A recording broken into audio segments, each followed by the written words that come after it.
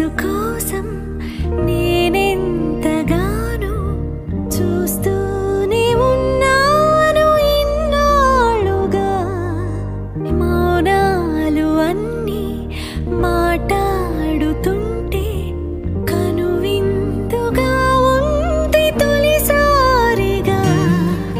అపురూపమేగా నాకీ క్షణాలు దాచేసుకుంటాను జ్ఞాపకాలుగా.